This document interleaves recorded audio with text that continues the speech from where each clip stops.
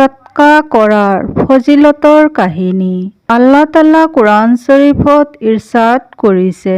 তৰ্জুমা: যিজনে নিজৰ ধন সম্পত্তি আল্লাহৰ বাটত খৰচ কৰিলে আৰু দি উঠি আফচোচ নকৰিলে, খুচু-খুজুৰৰ সৈতে আল্লাহৰ বাটত খৰচ কৰিলে, তাৰ স্বভাৱ তেওঁৰ আল্লাহৰ ওচৰত আছে আৰু তেওঁ এই বিষয়ে একো নাজানে আৰু নাই কোনো দোষ।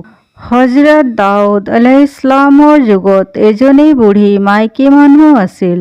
তাই এবাৰ আল্লাহৰ সন্তুষ্টিৰ কাৰণে আল্লাহৰ বাটত 3খন ৰুটি খয়ৰাত কৰিলে আৰু আটা সানিবলৈ বহি গ'ল। হঠাৎ বতাহ আহি গোটেই আটা উৰুৱাই নিলে। বুঢ়ীজনী হজৰত দাউদ আলাইহিস সালামৰ ওচৰত মীমাংসা লৈ গ'ল আৰু বতাহৰ বিষয়ে আপত্তি জনালে। হজৰত দাউদ আলাইহিস সালাম বতাহক মাতি সুধিলে, তুমি এওঁৰ আটা কিয় উৰুৱাই নিলা? বতাহে আৰজ কৰিলে, বতাহৰ ফিৰিষ্টাক সোধক। হজৰত দাউদ আলাইহিস সালাম বতাহৰ ফিৰিষ্টাক মাতি সুধিলে। তেতিয়া বতাহৰ ফিৰিষ্টা আৰজ কৰিলে, আল্লাহক সোধক। যেতিয়া হজৰত দাউদ আলাইহিস সালাম আল্লাহৰ বাৰগাহত আৰজ কৰিলে, তেতিয়া আল্লাহ তাআলা ইৰশাদ কৰিলে, হে দাউদ, সাগৰত এখন নাওত ডাঙৰ ডাঙৰ ব্যৱসায়ী নিজৰ নিজৰ ব্যৱসায়ৰ মাল-বস্তু লৈ বহি আছিল। নাওত এটা নিগনি সোমাই কুটি ফুটা কৰি দিলে। নাওখন ডুবি যোৱাৰ ভয় আছিল। সেয়েহে মই বতাহক হুকুম দিলোঁ যে আটা উৰুৱাই নাওখনত ঢালি দিয়ে, যাতে তেওঁলোকে আটা দি ফুটা বন্ধ কৰি লয়।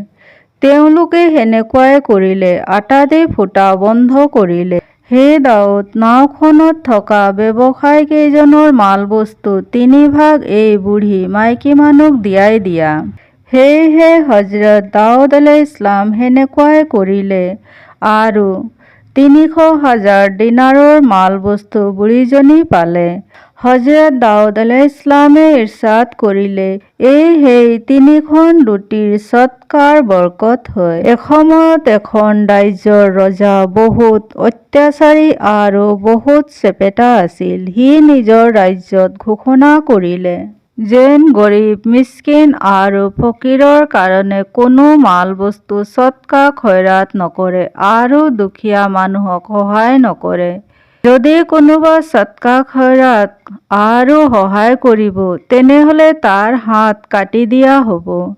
এই খবৰ শুনি মানুহে আতংকিত হ'বলৈ ধৰিলে আৰু মানুহে ভয়তে সৎকা খয়ৰাত কৰাৰ পৰা ভয় খাবলৈ ধৰিলে।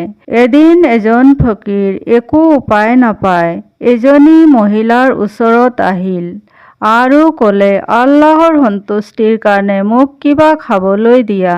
মহিলাগৰাকীয়ে ক'লে, আমাৰ ৰাজ্যৰ ৰজা ঘোষণা কৰি দিছে, যিজনে সৎকা দিব তেওঁৰ হাত কাটি দিয়া হ'ব। ফকীৰজনে ক'লে, তুমি আল্লাহ তাআলাৰ সন্তুষ্টিৰ কাৰণে কিবা খোৱা বস্তু দিয়া। মহিলাগৰাকীয়ে ফকীৰজনৰ কাৰণে বহুত বেয়া লাগিল।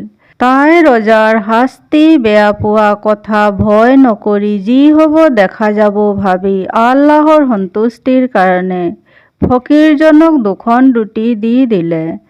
ফকীৰজনে দুৱা দি তাৰ পৰা গুচি গ'ল।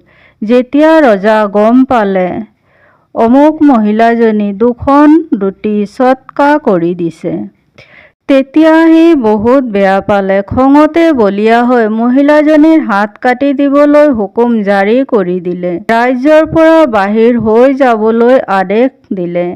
মহিলাজনীৰ হাত কাটি দিয়া হ'ল। মহিলাজনীৰ গাখীৰ খাই থকা কেঁচুৱা আছিল। মহিলাজনী কেঁচুৱা কান্ধত তুলি যাবলৈ ধৰিলে। বাটত বৰ জোৰে পিয়াহ লাগিল। বাটত নদী দেখা পাই ভাবিলে, পানী খাই লওঁ। পানী খাবলৈ হালোতে কেঁচুৱা পানীত পৰি গ'ল আৰু নদীত পৰাৰ লগে লগে নদীৰ সোঁতে পানীত উটুৱাই নিবলৈ ধৰিলে। এয়া দেখি মহিলাজনী চিন্তিত হৈ চিঞৰ-বাখৰ কৰিবলৈ ধৰিলে।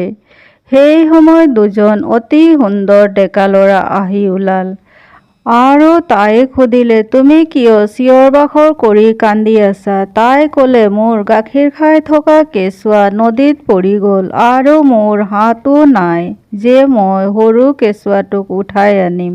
মহিলাজনীৰ কথা শুনি এজন ডেকা ল'ৰা পানীত ডুব মাৰি গৈ অলপ পাছত হাতত সৰু কেঁচুৱা লৈ আহিল আৰু মহিলাজনী নিজৰ কলিজাৰ টুকুৰা ভালে কুশলে পাই বহুত আনন্দিত হ'ল। এইবাৰ দ্বিতীয়জনৰ পাল।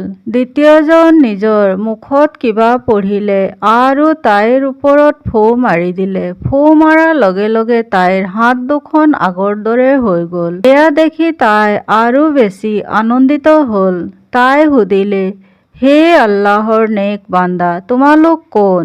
তেওঁলোকে ক'লে, কিয় তুমি আমাক চিনি পোৱা নাই? তাই ক'লে, নাই। তেওঁলোকে ক'লে, আমি তোমাৰ সেই দুখন ৰুটি যি তুমি আল্লাহৰ বাটত সদকা দিছিলা, যাৰ কাৰণে তুমি এই বিপদৰ সন্মুখী হৈছিলা আৰু আজি এই দুখন ৰুটিৰ কাৰণে বিপদৰ পৰা ৰেহাই পালা।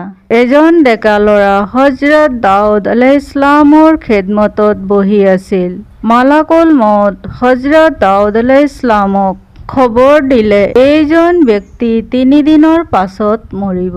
এই খবৰ শুনি হজৰত দাউদ আলাইহিছছলাম বহুত দুখিত হৈ গ'ল।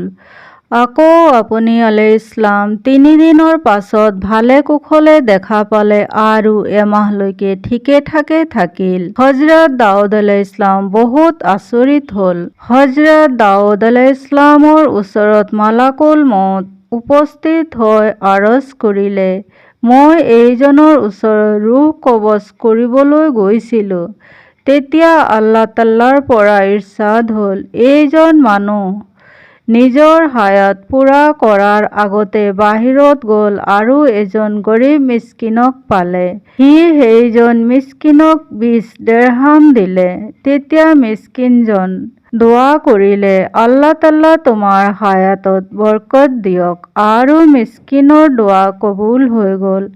আল্লাহ তাআলা তাক প্ৰত্যেক দিৰহামৰ বিনিময়ত 1 বছৰ হায়াত আদায় কৰি দিলে। হজৰত আবু হুৰাইৰা ৰাদিয়াল্লাহু আনহুৰ পৰা বৰ্ণিত, হজৰত ৰাসূলুল্লাহ সাল্লাল্লাহু তাআলা আলাইহি ওয়াসাল্লাম ইৰশ্বাদ কৰিলে, এবাৰ এজন বনী ইছৰাইলৰ লোক মনস্থ কৰিলে, আজি সদকা দিম আৰু বন্ধুসকলৰ মাজত আলোচনা কৰিলে।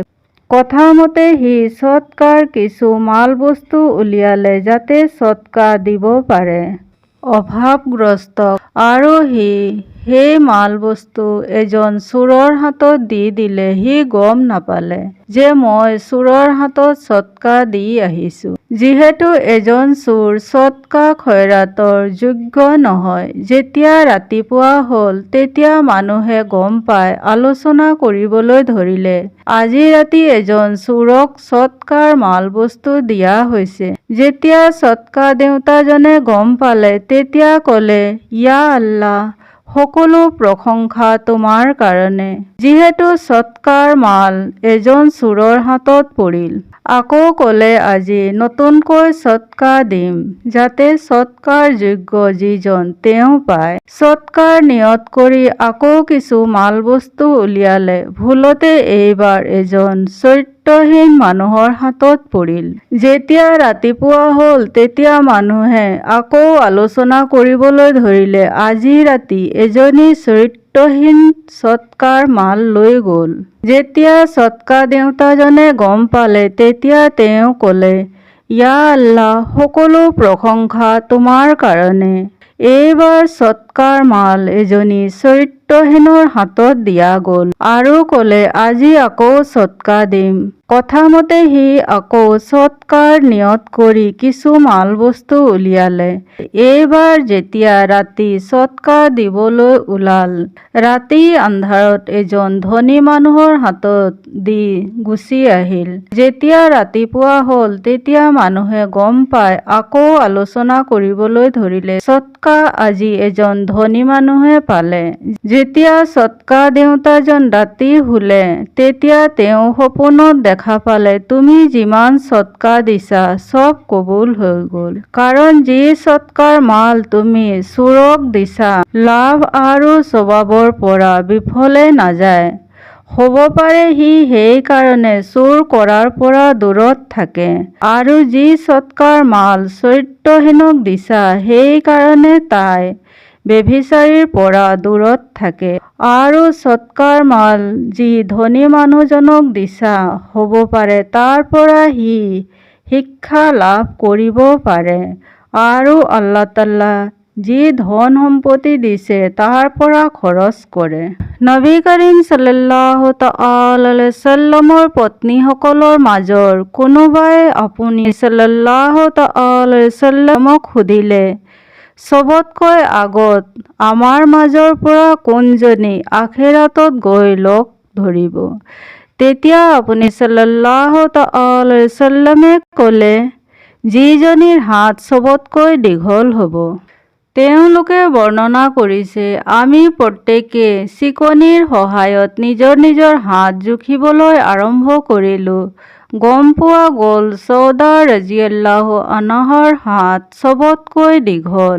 আমি পিছত গম পালোঁ দীঘল হাত অৰ্থাৎ আপুনি সাল্লাল্লাহু তাআলা আলাইহি সাল্লাম সদকা খয়ৰাত কৰা বুজাইছিল। সদকা খয়ৰাত কৰা আপোনাৰ সাল্লাল্লাহু তাআলা আলাইহি সাল্লামত বহুত প্ৰিয় আছিল। হযৰত মুহাম্মদ মুস্তাফা সাল্লাল্লাহু তাআলা আলাইহি সাল্লামে ইৰশাদ কৰিলে সদকা আল্লাহৰ গজবক ঠাণ্ডা কৰে, অৰ্থাৎ যিজনে আল্লাহৰ বাটত খুচু খুজুৰৰ সৈতে নিজৰ ধন সম্পত্তি খৰচ কৰে তেওঁক আল্লাহ তাআলা দুনিয়াত ধন সম্পত্তি আৰু সুখ শান্তিৰে ৰাখে আৰু তেওঁৰ ওপৰত বালা মুসিবত নাজিল নকৰে। আল্লাহ তাআলা আমাক সকলোকে নিজৰ নিজৰ ধন সম্পত্তি সদকা খয়ৰাত কৰিবলৈ তৌফিক দিয়ক, আমিন। এই দুৱাৰে আজিৰ ভিডিঅ'টি সামৰিলোঁ। ইনশাআল্লাহ আকৌ লগ পাম এটি নতুন ভিডিঅ'ৰ সৈতে। আসসালামু আলাইকুম ওয়া ৰাহমাতুল্লাহি ওয়া বাৰাকাতুহু।